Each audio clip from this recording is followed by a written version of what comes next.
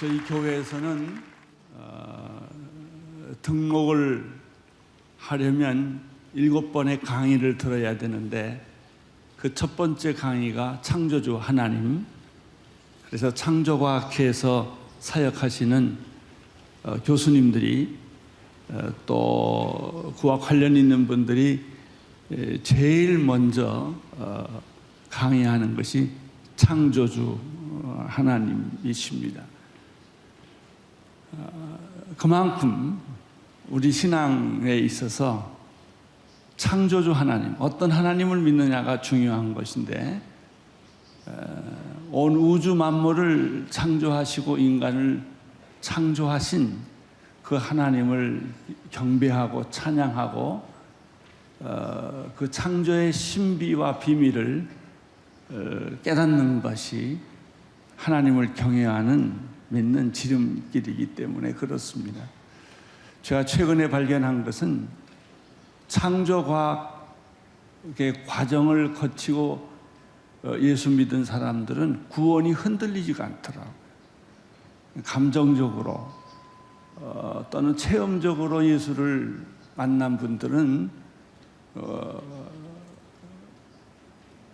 어려움이 부딪히거나 시험에 부딪힐 때 신앙이 흔들릴 때가 많은데, 창조주 하나님, 창조과학적인 지식을 겸비한 하나님의 말씀을 공부한 분들, 그래서 자연히 구원의 하나님 예수 그리스도, 성령 하나님, 이렇게 신앙을 다져가면 흔들리지가 않아요. 기초가 튼튼한 집은 무너지지 않듯이 우리 신앙생활에 있어서도 너무나 감정적이고 체험적인 신앙만 강조하다 보면은 뿌리가 약해서 비바람이 치고 폭풍이 치고 사탄이 우리를 흔들 때 우리가 넘어지기 쉽다는 사실을 알게 됐습니다. 그러나 창조주 하나님, 이 창조적 신앙을 가진 사람들은 이론적으로, 논리적으로, 이성적으로, 지적으로 아주 기초가 튼튼하기 때문에 감정이 지나가도, 체험이 지나가도 뿌리가 남아서 우리의 믿음은 굳세게 뿌리를 내리고 줄기가 자라고 열매가 맺는 것을 볼 수가 있었습니다. 창조주 하나님, 그리고 구원의 하나님, 성령 하나님, 교회라고 말할 때는 큐티, 1:1, 공동체, 리더십, 이런 단어들이 중요합니다. 은사, 사역, 이런 것들이죠. 교회의 핵심은 선교입니다. 주님의 지상명령, 이것이 창조와 다 연관이 되어 있고 성령과 연관이 되어 있고 구원과 연관이 되어 있습니다. 선교가 빠진 창조, 선교가 빠진 구원, 선교가 빠진 성령, 이것은 균형을 잃어버린 것입니다. 결국 교회의 결론은 선교입니다. 그리고 이것을 다른 말로 표현을 하면은 예배라고 할 수가 있습니다.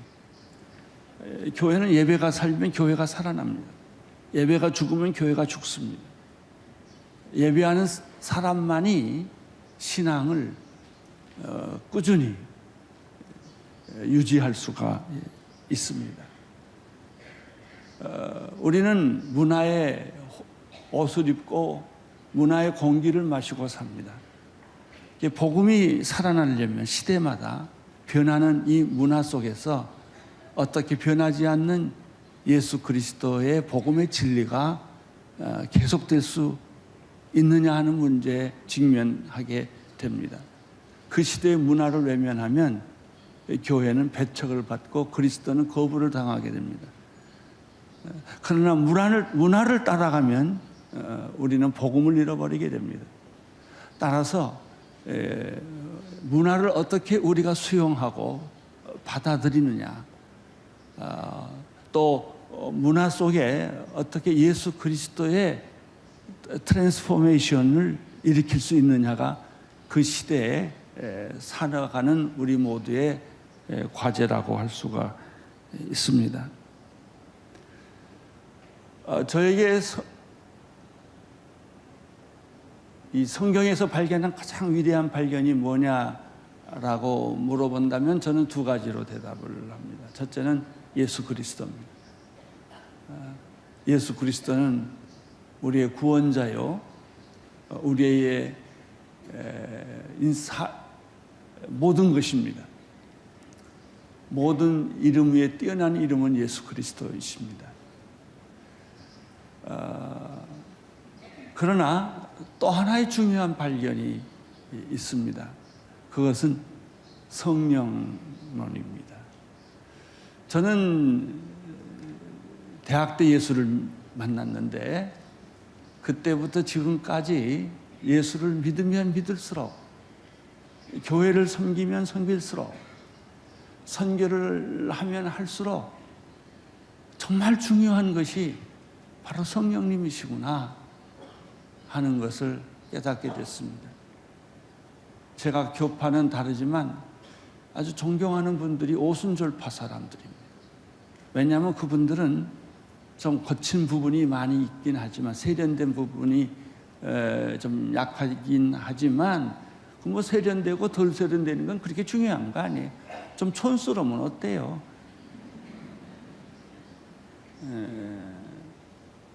중요한 것은 그분들은 중요한 걸 붙잡았다는 거예요. 성령이라는 것. 성령파가 아니에요. 성령이에요. 권위주의가 아니에요. 권위가 중요한 거예요. 신비주의는 위험해요. 기독교는 신비스러운 거예요. 마찬가지로 뭐 성령주의, 성령파가 아니라 성령님을 발견하는 거예요. 그것이 목회자인 나에게 설교하는 데 있어서나, 목회를 하는 데 있어서나, 교인들을 상담하는 데 있어서나 아주 핵심되는 사건은 성령님이에요. 요즘 그래서 저는 날이 갈수록 성령님을 더욱 사랑하고 사모하게 됐어요. 저는 예수 믿을 때 성령 체험하면서 믿었어요. 성령 세례 받으면서 예수님을 만나게 됐어요. 근데 그 당시에는 그것이 성령 세례다, 성령의 기름 부으심이다, 성령 체험이라는 거를 잘 모르고 경험을 먼저 했던 거예요.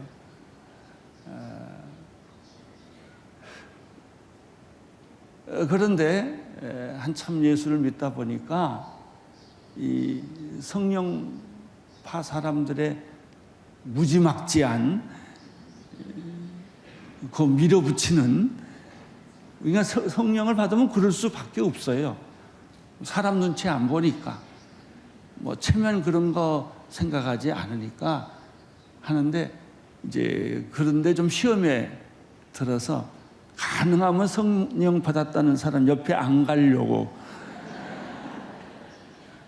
말씀만 붙잡고 가겠다. 말씀이 중요하고, 말씀이 고상하고, 말씀이 지성적이지, 그렇게 감정적으로 헷가닥 변하고 이러는 것에 대해서 좀 체질적으로 안 맞아가지고 좀 멀리 했었어요. 그런데 하나님께서 어느 날 제가 하와이 YM에 갔을 때 제일 먼저 하는 말이 너는 왜 나를 무시하느냐 그러시더라고요. 굉장히 깜짝 놀랐어요. 나는 하나님의 영광을 위해서 살았고 내 목표는 하나님의 영광이고 하나님의 나라고 하나님을 위해 산다고 내 인생을 헌신했는데 하나님께서 그렇게 말씀하시기 때문에 굉장히 놀랐어요. 제가 언제 하나님을 내가 무시를 했습니까? 성령님을 무시하는 것이 나를 무시하는 거다. 1년 동안 제가 고민을 했어요. 갈등을 했어요. 그리고 결론을 내렸어요. 나는 죽으나 사나 성령님을 높이고 성령님을 환영하고 성령님의 사역을 전하리라. 그렇게 하고 온누리교회 목회가 한번 거듭난 기회가 있었는데 목회 시작한 지 7년 되던 해에 그런 성령 사역을 하기로 결심을 했어요. 이게 성령 사역이 뭐냐? 무슨 프로그램이 아니에요. 성령 사역이란 그저 내 마음의 중심에 나는 무슨 일을 하든지 성령님을 의지하고 하겠다. 무슨 일을 하든지 예수님 중심으로 가겠다. 무슨 일을 하든지 하나님께 영광을 올려 돌리겠다. 가난하든 부하든 능력이 있든 없든 그런 건 중요하지 않아요. 내가 할 수 있든 없든 이런 건 중요하지 않아요. 그래서 성령 사역을 선포하고 온누리교회가 성령 사역에 참 말씀 사역에서 성령 사역에 날개를 하나 더 달게 된 거예요. 그랬더니 교인들이 메뚜기 떼같이 오더라고요. 감당할 수 없이 교회 사람들이 몰려오기 시작하는데 한 날개로 날다가 두 날개로 나니까 비상을 하더라고요. 저는 이런 것을 경험을 했습니다.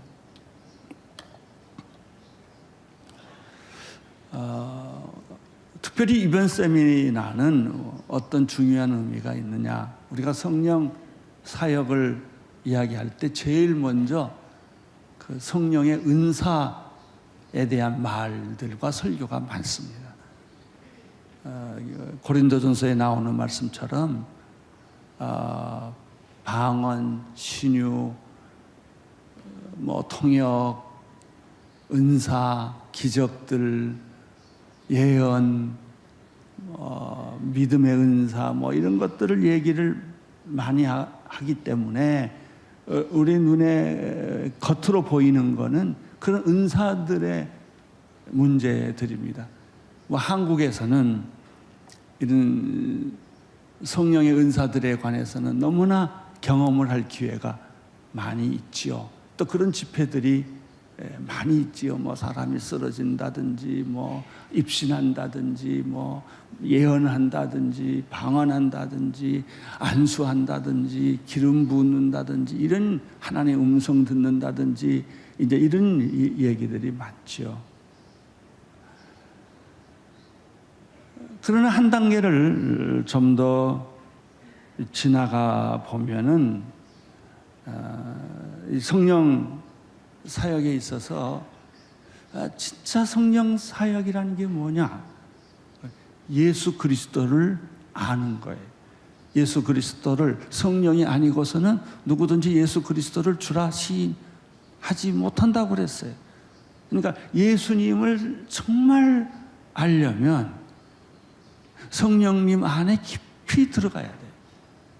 그럼 예수님이 보여요. 예수님의 일생이 보여요. 예수님의 사역이 보여요. 예수님의 비전이 보이는 까닭은 성령님이 함께 계시기 때문에 인간의 이성으로는, 인간의 지성으로는, 인간의 지식으로는 예수님을 알 수가 없어요. 알아지지도 않아요. 믿을 수가 없는 거예요. 여러분이 예수를 믿는 것은, 기적을 믿는 것은, 성령의 모든 말씀을 믿는 것이 성령의 역사이기 때문에 그래요. 이렇게 중요한 거예요. 또 이 성령을 진짜 경험하게 되면은 교회를 이해하게 돼요. 우리들이 교회에서 그렇게 많이 싸우고 권력 싸움이 생기고 성격 싸움이 생기고 이해관계 다툼이 생겨요. 내가 교회 싸우는 걸 가만 보니까 예수님하고 그리스도가 싸우더라고요.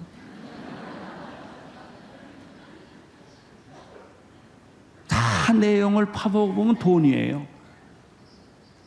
다 내용을 파보고 보면은 감정이에요. 상처예요.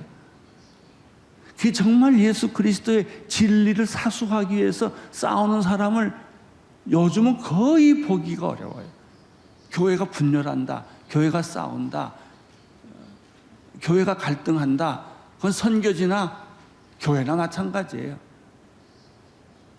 정말 예수 그리스도의 진리를 사수하기 위해서 교회를 갈라지고 싸우는 사람들은 그나마 옛날에는 좀 있었는데 요즘에는 거의 없어요. 전부 기분 나쁘다 그거예요. 내가 무시당했다 이런 거죠. 또 내가 소외당했다 이런 거죠. 교회가 부흥하는 비결, 교회가 건강한 비결, 교회가 이 세상에서 빛과 소금의 역할을 할 수 있는 역할이 뭐냐? 성령님이에요. 키가. 성령님이 나를 조명함으로써 내 안에 어둠의 세력, 내 안에 있는 모든 잘못된 인격, 성격 이런 것들이 전부 수정이 되는 거예요. 변하는 거예요. 이 변화를 시키는 인격적 변화, 성품의 변화의 그 목표는 예수 그리스도지만 그렇게 하게 하시는 원동력은 성령님이세요. 그리고 성령을 받으면 내 인생뿐만 아니라 교회 자체가 선교적인 교회로, 선교적인 인생으로 바뀌게 돼요. 그것이 성령의 가장 중요한 역사예요. 근데 이렇게 단계가 높아갈수록 제일 먼저는 그 은사들이 나타나요. 그래서 성령 받으면 당장 제일 낮은, 높은 단계, 낮은 단계 이렇게 말할 수는 없지만은 쉽게 접근할 수 있는 것이죠. 그러나 좀 더 예수 성령님 안에 들어가면 보배로우신 예수 그리스도가 내 눈에, 내 몸에, 내 삶에 들어오기 시작합니다. 그것이 들어오면서 내 인격과 성품이 변해요. 그리고 내 인생의 목적이 선교라는 사실을 알게 되는 것이죠. 이렇게 한 40년 동안을 저는 지내왔어요. 사람이 무슨 관심이 있느냐에 따라 눈에 보이는 게 달라요. 성령 체험하면요, 성경에 성령이란 단어가 그렇게 많아요. 근데 성령을 체험하지 않는 사람은 성령이란 단어가 있는지 기억이 잘 안 나요. 안 보이는 거예요. 어떤 사람은 성경을 그렇게 읽었는데도 예수가 안 보이는 거예요. 하나님의 사랑도 안 보이는 거예요. 이웃에 대한 사랑도 안 보이는 거예요. 그리고 불필요한 것은 아니겠지만 그렇게 중요하지 않는 것을 너무 강조하는 거예요. 결국 이단이라는 것은 중요하지 않는 걸 너무 강조하는 거예요. 극단적으로 강조하는 거예요. 그런데 제가 건강을 잃어서 일본에 가게 됐고, 일본에 가서 창조과학회를 섬기게 되면서 새로운 통찰력이 하나님이 나에게 주셨어요. 그것이 뭐냐면 성령과 창조예요. 우리 교회에서 창조과학회를 교회 시작할 때부터 섬겼고, 우리 교회는 교회 등록하기 위해서는 창조과학부터 해야 할 만큼 그렇게 중요하게 생각을 했었는데, 이제야 성령과 창조로서의 성령, 이것을 연결하게 된 거예요. 내 목회적으로. 그래서 이번에 주제는 은사로서의 성령, 인격의 변화로서의 성령, 교회로서의 성령, 선교로서의 성령을 늘 많이 강조해 왔지만, 이번에 어떤 면은 성령론의 클라이막스라고 할 수 있죠. 창조로서의 성령이 이렇게 중요한 것인데 그 창조와 성령을 연결시키지 못했구나 하는 반성을 하게 됩니다. 창조와 성령을 이 성경적인 관점에서 세 가지 성경 구절을 여러분에게 드리고 싶습니다. 첫째는 창세기 1장 1절부터 3절까지 말씀입니다. 한번 같이 읽겠습니다. 시작. 하나님께서 태초에 하늘과 땅을 창조하셨습니다. 그 땅은 형태가 없고 비어 있었으며 어둠이 깊은 물 위에 있었고 하나님의 영은 수면 위에 움직이고 계셨습니다. 하나님께서 말씀하시기를 빛이라 있으라 하시니 빛이 생겼습니다. 성경의 제일 처음 메시지 선언은 무엇인가? 성경은 설명이 아니고 선언이에요. 하나님이 하늘과 땅을 창조했다고 설명하고 있지 않아요. 선언하고 있어요. 가장 위대한 권위는 선언이에요. 여러분의 믿음도 선언하셔야 돼요. 고백하셔야 돼요. 여러분의 믿음을 설명하면 회의에 빠지게 돼요. 갈등에 빠지게 돼요. 설명은 이성하고 의논하는 거예요. 선언은 하나님의 말씀을 선포하는 거예요. 하나님께서 태초에 하늘과 땅을 창조하셨다고 설명하고 있는 것이 아니라 선언하고 있어요. 설명하면 제2문서, B문서, E문서 이렇게 문서설로 가게 돼요. 이성과 의논하기 때문에 그렇게 되는 것입니다. 태초에 하늘과 땅, 우주 삼라만상, 인간을 포함해서 하나님이 창조하셨습니다. 2절은 창조는 어떻게 이루어졌는가? 2절에 보면 땅은 형태가 없고 비어 있었으며 어둠이 깊은 물 위에 있었고, 여기에는 뭐냐면 생명이 없다는 것. 물질은 있었으나 생명은 존재하지 않았다.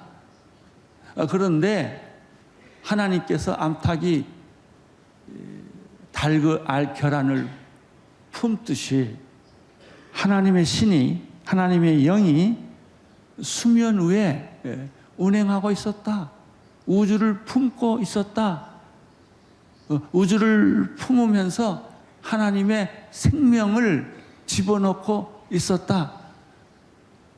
죽은 자가 살아나듯이, 죽은 나무가 꽃이 피듯이 생명이 없는 곳에 하나님께서 생명을 불어넣기 시작을 하셨다. 하나님이 흙으로 사람을 지으시고 그 코에 생기를 부어 주신 것처럼 하나님은 우주에 생명을 불어넣어 주신 것입니다. 그 우주에 생명을 불어넣어 주시는 분이 누구신가? 하나님의 신, 하나님의 영, 성령님이세요. 왜냐하면 성령님은 하나님이 오시고 예수님이 오시고 나중에 성령님이 오신 것이 아니라 태초에 그분은 하나님으로 존재하신 분이시기 때문에, 태초부터 계신 분이기 때문에 성령님과 창조는 불가분리의 관계다. 하나님의 천지를 창조하셨는데 그 창조의 방법이 무엇인가? 생명이 없는 것에 생명을 불어넣어 주어서 지구가 움직이기 시작을 했고, 우주가 움직이기 시작을 했고, 인간이 움직이기 시작을 했다. 생명체가 되었다. 그래서 예수님께서 나는 길이요 진리요 생명이라고 말씀하신 거죠. 생명과 창조. 모든 창조물은 성령님이 하신 거예요. 천지 창조의 행위자는 성령님이세요. Amplified Bible에 보면은 God created라고 그러지 않고 God design이라고 그랬어요. 하나님이 우주를 디자인하셨다. 요즘은 그 디자인이 모든 사람들의 언어가 된 것처럼 디자인이라는 것은 창조예요. 그 창조에는 두 가지가 있어요. God made design, 하나님이 만든 디자인이 있고 man made design, 인간이 만든 디자인이 있어요. 사람들이 만든 디자인은 아무리 좋아도 뭐 피카소 할아버지라도 외로워요. 좋은데 어딘가 비어 있어요.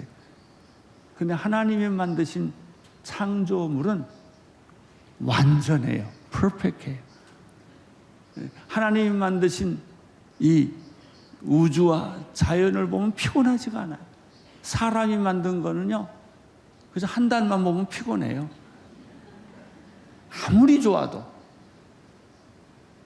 그러나 성령으로 인하여 변화된 얼굴은 시간이 갈수록 빛이 나고 아름다워요. 얼짱은 한 달 못 가요. 사람이 만든 그림, 사람이 만든 색깔, 그것이 우리가 컴퓨터로, 그래픽으로, 3차원으로 아무리 만들어도 목말라요. 무엇을 보면 치유받냐? 하나님이 만드신 자연을 보면 치유를 받아요. 이 숲을 보고 강을 보고 산을 봐도요, 하나님이 그 비례, 조화 기가 막히게 만들었어요. 단풍잎 하나에도, 가을에 있는 단풍잎 하나에도 이 컬러 콤비네이션이 기가 막힌 거예요. 그래서 어떤 사람이 그러더라고요. 드레스 코드, 옷 코드를 맞추려면은 단풍잎을 봐라. 그 사람들도 옷 컬러 다 맞춰서 입잖아요. 인간이 만든 거는, 디자인은 어딘가 2%가 부족해요. 그러나 하나님이 만드신 창조물, 최초의 인간은 기가 막혔을 거예요. 최초의 인간, 죄 짓지 않는 인간, 하나님이 만드신 아담과 이브는 하나님 같은 분이에요. 인간은 하나님 같은 분이에요. 하나님의 형상대로 지음받았기 때문에 인간은 하나님과 같은 존재였는데 마귀와 같은 존재로 변한 거죠. 예수님이 하나님이셨어요. 그러나 두 번째, 예수님은 인간이셨어요. 어떤 인간이었을까? 우리와 같은 인간이라고 상상하기 때문에 예수님을 잘 이해가 안 되는 거예요. 예수님이 하나님이라면 그가 행하신 기적은 뭐가 문제가 돼요? 하나님이신데 못할 게 어디 있어요? 무에서 유를 창조하신 분이신데, 또 예수님이 인간이 되셨다라고 하는 그 말은요, 죄 짓지 않는 최초의 오리지널 인간으로 오셨어요. 그래서 그에게는 나이나, 그에게는 연륜이나, 그에게는 지식이나 이런 게 문제가 되지를 않아요. 아담과 이브가 무슨 대학을 나왔어요? 뭐 공부를 했어요? 기가 막힌 두뇌를 가진 사람이었어요. 하나님만큼. 예수가 인간으로 오셨을 때 그 최초의 인간으로 오신 거예요. 그러니까 바리새인과 서기관들과 뭐 니고데모나 누구나 예수 얼굴을 보는 순간에 충격을 받는 거예요. 아니, 이런 인간이 다 있다니. 예수가 33년 살았지만 예수님은 나이가 없어요. 최초에 태어난 인간은 죽음이 없었잖아요. 영원히 사는 존재였어요. 죄가 들어옴으로 말미암아 우리에게 죽음이 왔고, 질병이 왔고, 저주가 왔고, 근심 걱정이 온 거예요. 그 예수가 아니에요. 그래서 우리가 예수님을 믿으면 최초의 인간으로 우리들이 돌아가는 거예요. 변하는 거예요. 회복되는 거예요. 여기에 이 성령의 역사가 있더라고요. 하나님이 성령님으로 이렇게 창조했기 때문에 성령을 받으면 우리가 창조적 인간이 돼요. 모방하는 인간이 아니에요. 우리의 신앙은 창조적이 돼요. 날마다 새롭고 새로운 거예요. 광야에 길을 내고 사막에 물이 터지고 하나님이 새 일을 만드세요. 그래서 옛적 일을 기억하지 말라는 거예요. 과거는 땅에 묻으라는 거예요. 당신 상처를 부둥켜 안고 우리는 얼마나 웃기냐면요. 과거의 상처를 끄집어내 가지고 거울 보듯이 또 보고 또 보고 그리고 또 상처받고 또 괴로워하고 또 우울하고 또 실망하고 또 절망하고 그래서 하나님이 우리에게 심어놓은 창조의 능력을 활용을 못하는 거예요. 사용하지 못하는 거예요. 여러분 우리는 달나라에 갖다 놔도 걱정할 거 없어요. 인간은 창조적 존재이기 때문에 거기 가서 또 뭔가 만들 거예요. 뭐 물이 없다, 뭐가 없다 그래도 우리는 얼마든지 만들어내요. 그래서 진정한 크리스찬들이 가는 곳마다 창조의 역사가 있는 거예요. 아무도 해보지 않은 일, 아무도 가보지 않은 일, 모든 사람이 불가능하다고 생각하는 일들을 크리스찬들은 해내는 거예요. 어저께 닉 부이치치가 왔어요. 우리 교인들이 이번에 10,000여 명이 등록을 했어요. 어저께 그 강의를 듣다 제가 아주 깜짝 놀랐어요. 빌리그리암 이후에 최대 부흥사 같아요. 얼마나 메시지가 강한지 이 사람이 이렇게 말하더라고요. 오늘 하나님을 믿기로 결정한 사람은 그 자리에서 일어나서 이 앞으로 나오라고. Right now. 당장 나오라고. 권위가 있어요. 영적 권위가 있어요. 그리고 무릎을 꿇으라고. 그러니까 사람들이 다 무릎을 꿇어요. 그것도 신기한 일이에요. 나는 무릎이 없어서 몸으로 숙여서 기도하겠다고. 그래가지고 두 다리가 없는 사람이 그 강대상에 엎드리더라고. 무릎 있는 걸 감사하라는 거예요. 꿇을 무릎이 있으니까, 움직일 손이 있으니까. 자기는 그것도 없지만 내 생에 가장 위대한 분을 만났는데 그분이 예수 그리스도였다. 그리고 설교를 하는데 그 앞에서 누가 자살한다는 소리를 해요? 누가 우울증 걸린다고 말을 해요? 누가 인생이 비참하다고 말하고 누가 인생이 외롭다고 말하겠어요? 그 사람은 그 몸을 보는 순간 할 말이 없어요. 우리는 가진 게 너무나 많은 거예요. 가진 게 많은 사람이 불평이 많아요. 가진 게 많은 사람들이 원망이 많아요. 그래서 예수님께서 마음이 가난한 자는 복이 있다고 말하셨죠. 창조적인 삶, 크리스찬의 성령의 삶이란 창조적인 삶이에요. 없는 데서 있는 걸 만들고 안 되는 것을 되게 만들고 불가능을 가능하게 만들고 닫혀진 미래를 열고 닫힌 문을 여는 사람들이 바로 성령의 사람들이요 창조적인 능력을 가진 사람들이라고요. 이런 의미에서 창조와 성령을 조명을 해봐야 돼요. 묵상을 하고 이 말씀의 깊이에 우리가 같이 들어가야죠. 창조적인 삶은 삶, 창조적인 세계관, 창조적인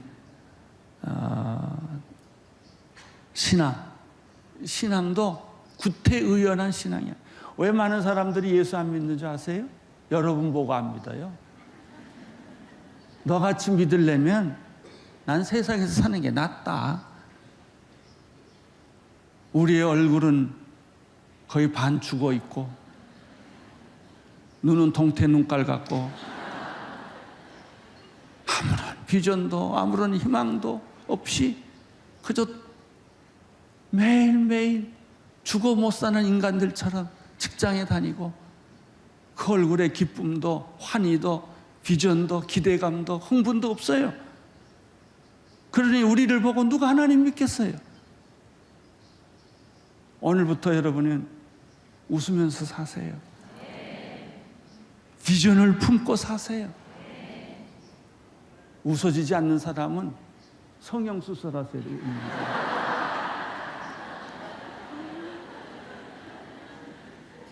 왜? 이것이 예수 믿는 사람의 본질이니까.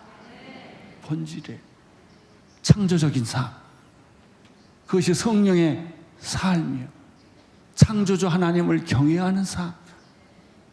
우리 주변에는 하나님의 교과서가 너무 많은 거예요. 걸어가는 순간순간마다 땅을 보나 하늘을 보나 바다 밑을 보나 모두가 다 하나님의 창조의 교과서예요.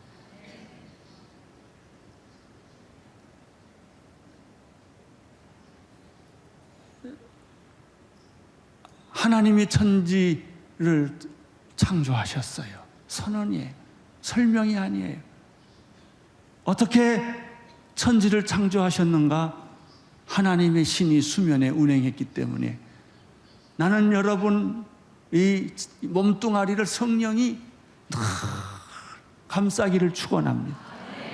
여러분의 마음이나 여러분의 생각이나 여러분의 육체나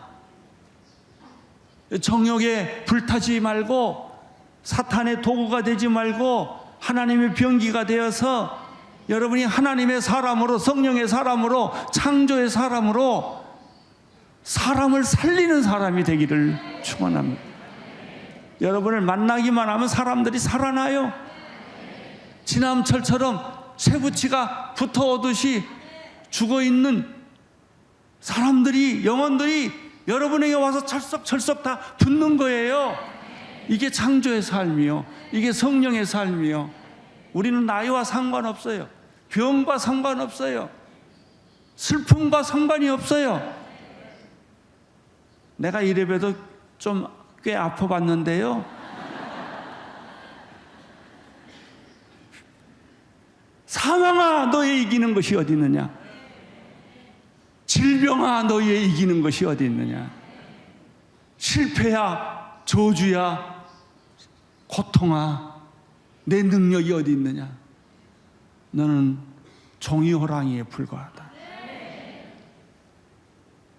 이게 창조적인 삶이에요. 이게 창세기에서부터 하나님이 그렇게 선포하고 계세요. 마태복음 1장 20절에서 22절을 보겠습니다. 읽겠습니다. 시작. 이런 생각을 할 때 주의 천사가 꿈에 나타나 말했습니다. 다윗의 자손 요셉아, 두려워하지 말고 마리아를 내 아내로 맞아라. 마리아가 가진 아기는 성령으로 잉태하시. 첫째는 천지 창조가 성령으로 됐어요. 두 번째, 예수님의 탄생은 뭘로 됐어요? 성령으로 됐어요. 예수님의 일생은 성령님이세요. 그래서 그가 공생애를 시작할 때 제일 먼저 한 일이 뭐예요? 세례 요한에게 세례받으러 가는 거예요. 그것이 하나님의 빵빠르를 울리는 이노그레이션이에요. 그가 어떻게 구원자로서 세상에 나타났는가? 제일 먼저 세례 요한에게 세례를 받으러 갔어요. 그가 받은 세례는 물세례였어요. 우리가 받는 물세례와 똑같은 거예요.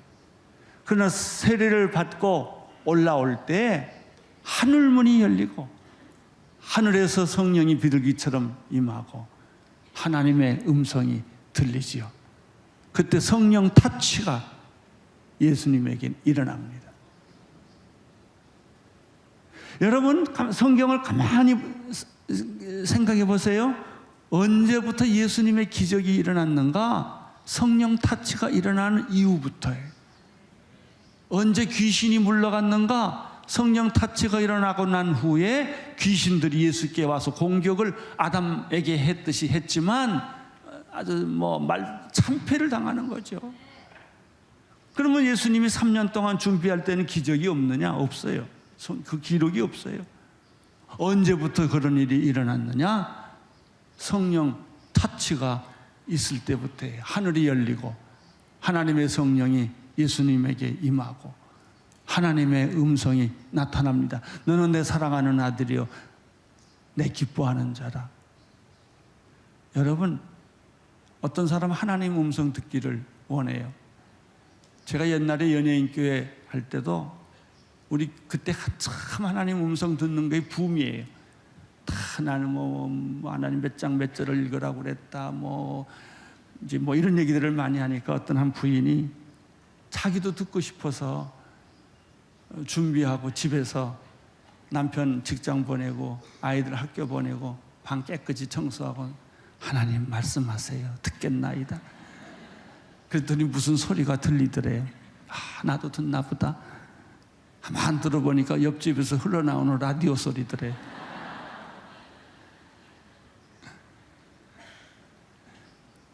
여러분, 예수님의 사역을 가만히 보세요. 하늘문이 열리고 성령님이 임하고 성령의 음성을 들었어요. 음성 중에 최고의 음성은요, 동으로 가라 그러면 귀인을 만날 것이다가 아니에요.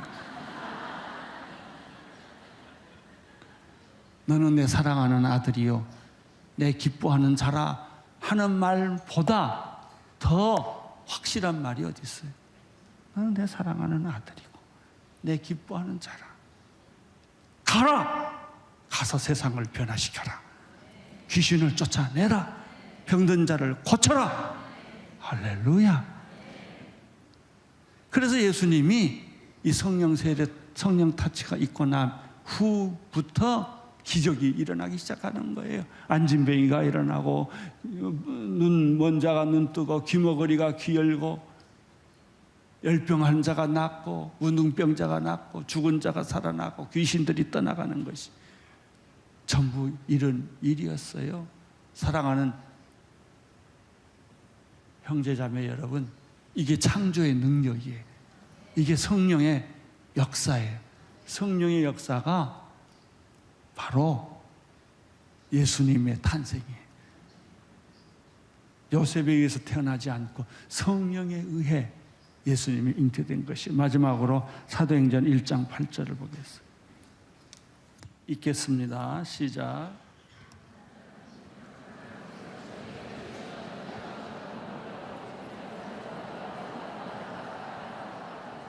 그러나 성령께서 너희에게 오시면 너희가 권능을 받고 예루살렘과 온 유다와 사마리아와 땅끝까지 이르러 내 증인이 될 것이다. 예. 그리고 이 말씀을 하시고 하늘로 구름 타고 올라가셨어요. 그리고 예수님 말했으면 이렇게 올라간 것처럼 다시 오리라. 우리 그리스도인들은 주님이 다시 오심을 매일매일